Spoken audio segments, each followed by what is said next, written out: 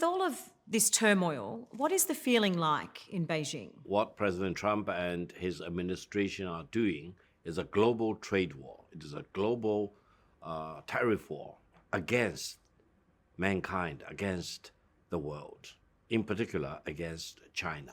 China does not want to see free trade being damaged and destroyed in front of our eyes. China wants to see that it will be a major force to prevent such ravaging of free trade. And China wants to be the standard bearer of free trade. This is not just for China's purpose. This is for all the free-loving trading nations in the world. Where is this trade war heading? How bad is this going to get? It is very bad. It is unprecedented trade war on such a large global scale, possibly not for almost 100 years. But we need to look back into history. In 1920s and 30s, when the trade war, the protectionists of all kinds raised their dangerous head, eventually it led to the global war. It led to destruction of all kinds, massacres, atrocities against humanities, etc. Now, when we look at this round of the global trade war, we see dangerous signs in this trade war because this will destroy the foundation upon which the international order is based upon. We see the international order being collapsed, not by other forces, but by the United States under Trump. So this is very, very dangerous. I think we need to protect our own individual countries' economic interests, that's for sure. But we also need to know where this whole thing is going. Whether rule of law will need to yield to rule of the jungle, whether the collective decision of mankind should be undermined in favor of domination by one country and one country alone, whether we should really rally around the United Nations, the WTO, and all the other international organizations to strive for consensus-based decision-making, or allow any country in the world to dominate and to intimidate and, in my best phrase I can think of, hold a gun at your head to demand your surrender. This is one of the moments of truth for mankind. And every country, every company, every society need to make its own decision. But I hope defending free trade is the right thing. It is the consensus building, especially for countries like Australia. You have more cattle than human beings. You probably have more sheep than cattle. And if you cannot engage in free trade with the rest of the world, your wealth will be diminished, living standards will plunder, etc. So in this sense, I think China and Australia, and China and many other countries in the global south or in the developed world, etc., we have a vested interest in free trade. And China is patient. China can wait until the dust settles. If it takes months, or if it takes years, if it takes all the way up to 2029 when the next president should move into the Oval Office in the White House, we can wait. But we can never sacrifice the fundamental principles of free trade. Do you see this as a hostile act by the United States? Well, there is a distinguished American who said such a global tariff war is an economic nuclear war. So we should not really underestimate the magnitude and the historical significance of this global trade war or the tariff war.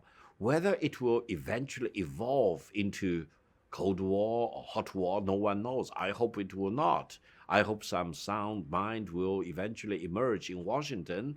I hope eventually the American people will make their voices known and we will avert the further deterioration of this global trade war or the tariff war and never evolve in that direction of a real war, especially a hot war. Now, in the world of today, if a hot war breaks out between China and the United States, both these countries have tremendous amount of power to destroy each other multiple times and cause Armageddon. So China is a force for peace. I hope the United States will never think about a war against China.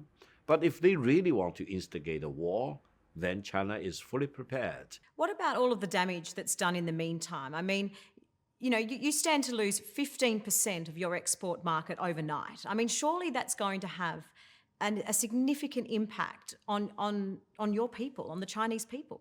My only answer is that we don't care. China's logic is very simple, tit for tat. If you slap me in the face, I slap you in the face. If you hold a gun at my head, I hold a gun at your head. If you threaten war, I threaten war back at you. If you want to destroy China, China will destroy you. China will never fire the first shot, but China will not allow you to fire the second shot. That's the way of life for China. Free trade is something that China wants to defend at any cost. And if Washington keeps bluffing, keeps intimidating, keeps holding a gun at China's head, China will have no other choice but to rise up. President Trump should tell the world that he does not mean evil towards the Chinese people, and he respects the Chinese people. He needs to give a lecture to Vice President J.D. Vance. Don't call Chinese nation peasants. Deal with China as it is. Show respect to the Chinese people. That will be a better starting point for China-U.S. real negotiations. Try to bring this mess to an end and try to restore peace, try to restore free trade for the benefit of mankind. Do you accept that Mr. Trump is trying to protect his businesses and jobs? No. First of all, the maximum tariff against the rest of the world, including against China, will not move manufacturing jobs back to the United States. If President Trump is serious, President Trump needs to talk with China, because China has been the most successful manufacturing country in the world today. China's manufacturing output is larger than EU, US, Japan combined together. And China produces about 6 times more power for industrial use than the United States does. So if President Trump is serious about recreating manufacturing jobs in the United States, he needs to do several things. And I offer this advice without charging him a penny. He needs to build up connectivity, build up container ports, build up high-speed railway, build up high-quality highway system, for example, build up inner river transportation. And he needs to increase power generation like crazy.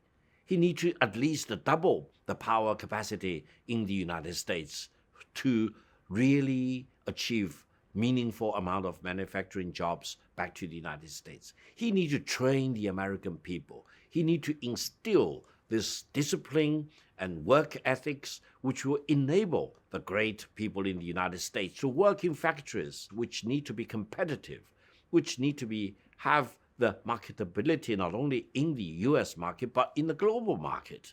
On top of that, you need to create an environment, pro-business environment. Now, I'm afraid in the United States today, they lack almost all of these. And you think tariff will really force manufacturing jobs back to the United States? China is giving as good as it gets, right?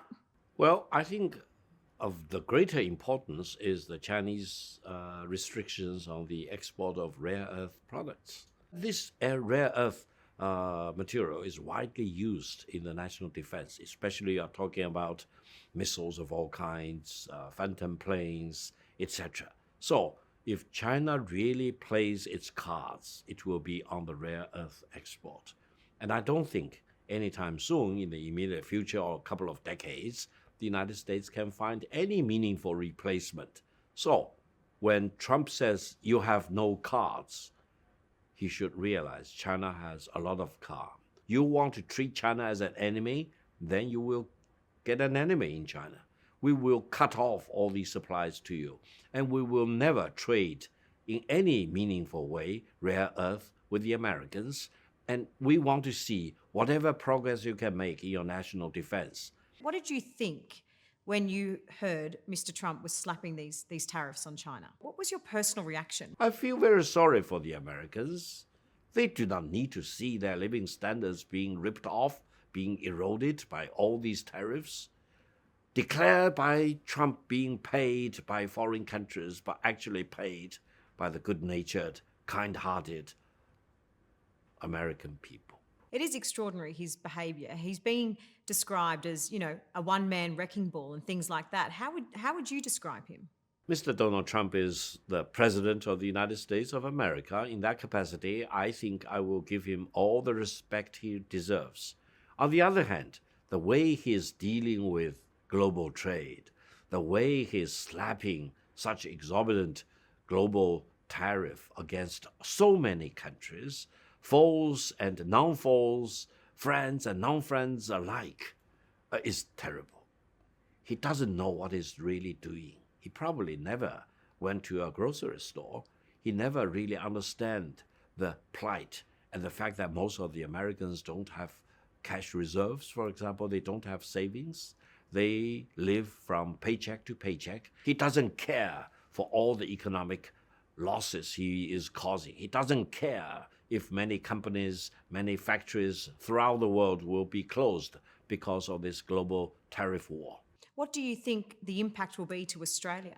Well, Australia needs to make up its own mind. I think Australia is a proud, export-oriented country. You produce lots of things that cannot be completely consumed back at home because of the, relatively speaking, smaller size of your population. Trade, especially open trade and free trade, is a source of wealth for the Australian people. So I will be surprised if the Australian government will ever sacrifice the principle of free trade.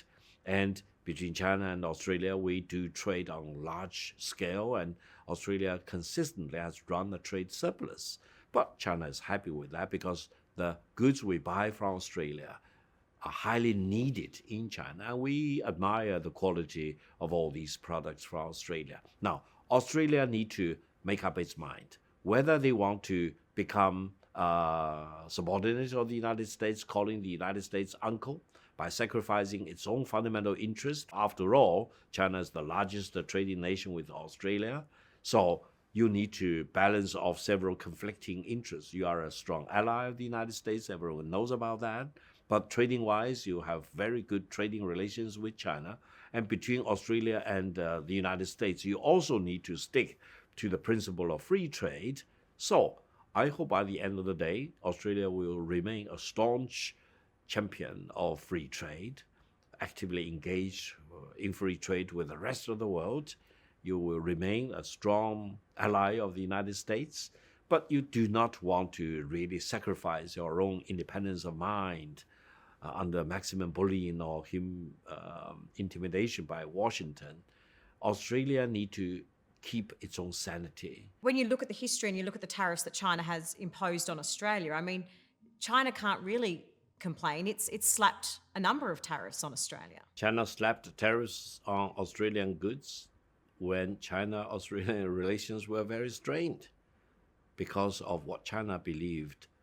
The Australian government at that time blindly followed the dictates from Washington. China is not an enemy of Australia. We suffer a trade deficit, but we don't care because we really love the made in Australia products. And I would say the market demand in China for many things made in Australia will be huge. But if Australia does the wrong thing, for example, challenge China's sovereignty and territorial integrity, blindly follow the American leadership, and try to pick a fight with China at no provocation at all, then China need to retaliate. China need to slap tariffs on Australian-made goods. What are the chances this tariff war will cause a global recession? Very likely. I think the United States most likely will be hit with a recession first because of the problems in the equity market, in the bond market, in the exchange market, the rivalry between Trump and the Fed chairman, etc. And then inflation will really run out of control. Sooner or later, the American will find itself either on the verge of recession or really plunge into a recession. This is a high probability event. Now, for the rest of the world, I think if all these global tariff remains in effect and being implemented, the global economic growth probably will be slowed down by minimum 1% this year. So that will make lots of countries either plunging in recession or on the verge of recession. You look at countries like Germany or Britain, and if you look at Japan, for example, they are already kind of wobbling. They are not standing very firm on their feet as far as economic development is concerned. If U.S. is in recession, if the ripple effects impact many countries in the world, and if, for example, free trade is still being battered, then the economic toll on mankind added up together will be hundreds of trillions of dollars.